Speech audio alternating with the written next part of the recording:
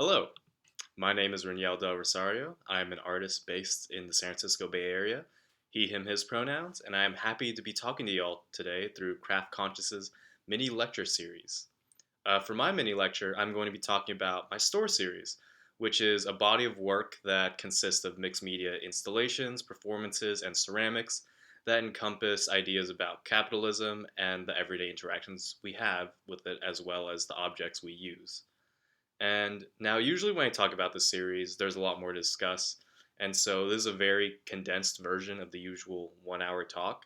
But I hope that it can still open up avenues of ideas surrounding crafts, ceramics, social practice, and the everyday objects we use. So, let's get into it. I do a lot of things in my overall art practice, but if there's something I do a lot of, it's definitely ceramic sculpture. I make a lot, a lot of ceramic work, primarily of everyday objects. And what happens to some of these ceramic works is that they get put into what I call my store series. And it's a body of work where I mimic stores, establishments, and markets in galleries, conferences, conventions, and best of all, sometimes out on the public street. To better help you all understand the variety of projects I've done under the store series, I figured it might be best to just do a quick list of them, what the projects were, along with overlaid photos to help you familiarize with them, and also to just, get it out there since some of you might not be familiar with it. And so, over the years, I have done a vendor that would walk gallery to gallery during a conference selling ceramic produce from a box, a cannabis delivery service that delivered ceramic cannabis products to people's locations, a gift shop that sold ceramic work in toy souvenir bags based on moments in my time in undergraduate, a sari sari store, which is a kind of convenience store you'd find in the Philippines that sold ceramic versions of objects introduced through colonization, an art supply shop that sold ceramic versions of art supplies and the gimmicky toys that stores try to upsell to you near the cash register, a sidewalk vendor in the streets of the Philippines selling ceramic Western culture objects like brand name clothing and entertainment, an art resale lot that borrowed aesthetics and notes from a used car lot, but I'd only sell artwork that was abandoned or thrown away in the trash. eBay sales of things like toilet paper, toast with the image of Jesus, and Cheetos in the shape of things, also made from ceramic. And my most popular one, a mid century American delicatessen that sells ceramic desserts and burgers that's popped up in front of openings, set up as a stall in the middle of a conference, and most recently, on a larger scale, as a part of a craft fair. So, yeah, there's been quite a few types of stores I've experimented with. But in this mini lecture series, I'm going to talk more about what goes into this kind of work, sort of the ideas I'm pulling at and what I think about when doing these projects. I started off the store series by wanting it to be about infiltration. I wanted to set up in the middle of conferences, galleries, and events unannounced and illegitimately because, well, for the most part, that was the only way to do it for me. Sometimes it was because I wasn't allowed to be part of an event, or the institution I was a part of didn't participate, or even to the petty point where, if I didn't get into a show, something like that. And when I came into that kind of situation, I was thinking, that shouldn't stop me. So I wanted to forego that norm of waiting for some kind of acknowledgement or an okay before showcasing your art. And that's where works like Imperfect Product and The American Dream came in. I wasn't necessarily a part of something, or I wasn't allowed to, or it wasn't normal to do that, but I decided to become a part of it anyway because I wanted to, and I felt like that's a way to make my art noticeable. And doing it in the form of an installation or pop up, something temporary that can differ from me holding an usherette box at an opening to having a wooden stall or an ad hoc station, often makes for a spectacle. It's confusing to people, it gets their attention. There's an order to things, typically, in the art world. And when you show up and you make people curious, or if the aesthetic that I'm using, which is, familiar store, retail aesthetics, doesn't line up with the expectations of what you see at a gallery or at a convention or at a conference or on a sidewalk, then it can grab some attention from passerbys, people attending whatever I'm tailgating, etc. Even if it's not a disruption tactic, like let's say High Fire Dispensary's tactic of delivering objects directly to people who put in orders, it's still an alternative way to distribute art to people, which is unusual from the expectations most people have with art or ceramics or craft, where objects are still immovable and inaccessible to many. And that's just one way to sort of disrupt the norm expectations of sites like galleries, conventions, and the similar sort. Another big thing behind my works is the idea that I'm selling to a community and there's an accessibility that that community has. And that's something really important. So, something that's essential to this is to think about pricing. I know usually with artworks, it's like we know there's a set price. Maybe there's wiggle room, but usually it's like a set price. I sell work at a set price too, but it's different when I put it through these interactive projects. When I make a can of dog food or a burial jar or a roll of blue tape. They're not always bound for the store series. The store projects are more rare and you have to be there in the moment. It's all temporary. And when it's all over, it's over. And in that short window of time and opportunity, the approaches are different. And that's especially true for how things are priced. For the majority of anything sold within a store project, it fluctuates, and that's important. For example, if I'm doing the American Dream, I have to go on Yelp and find the price of a homemade artisanal donut in the area that I'm going to be displaying, and that's the cost of a donut in the stand. What might cost $3 in Davis will run you $5 in San Francisco, or maybe $4 in Berkeley. If I'm doing an art store project like ArtSmart, then I might look at the local art store and see what they charge for a palette knife, a brush, a pastel, or a collector's toy. Or maybe I'll go to the supermarket and find out how much a can of peas costs. If I'm in the Philippines and the SM market's charging 13 Philippine pesos, then the work is 13 Philippine pesos. Unless the nearest Sari Sari store that I'm displaying next to has it marked up for 20 pesos, then it becomes that. Price is really important.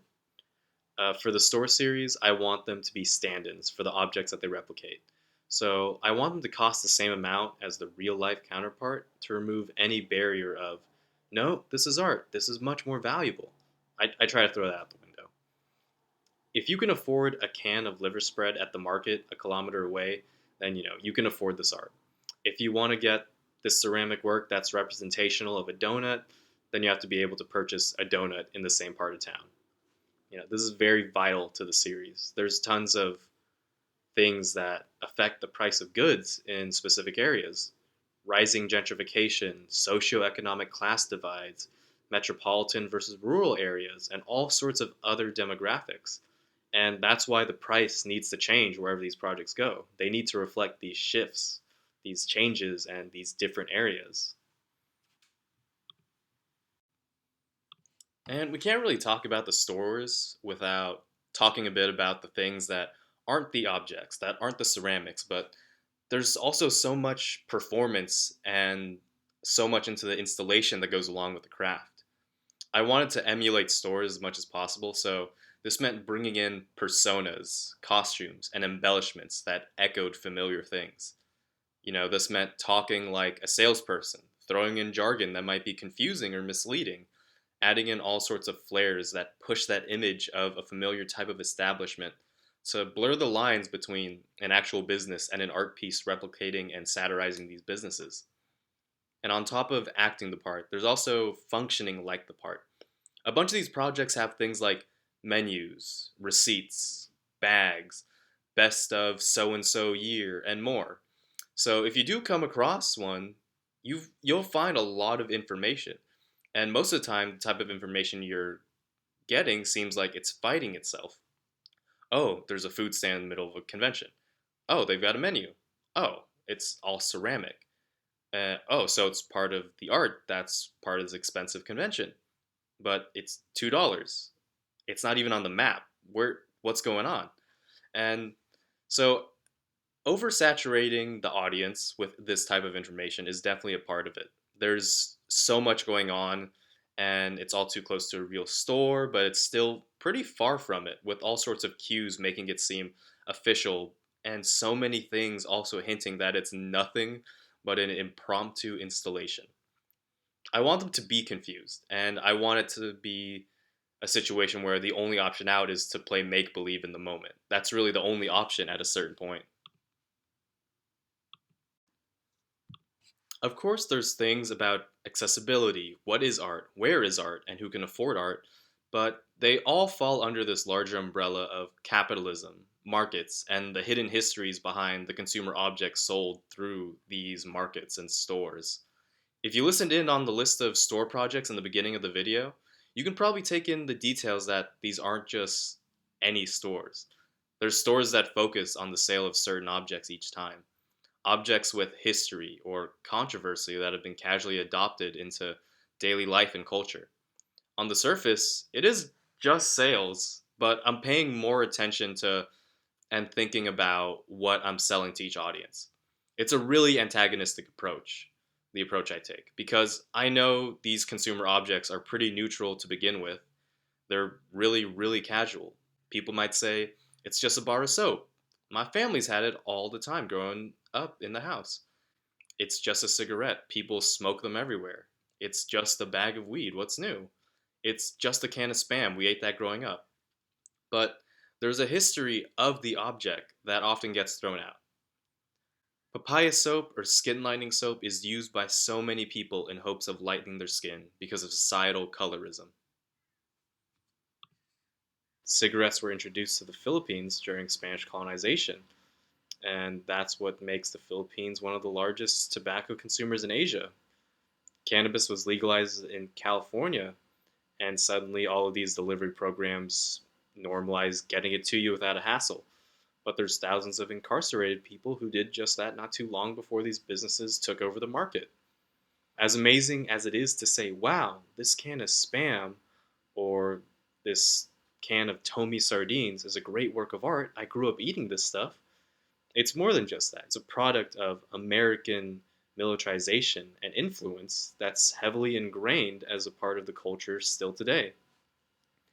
And these projects are purposeful in what they're selling.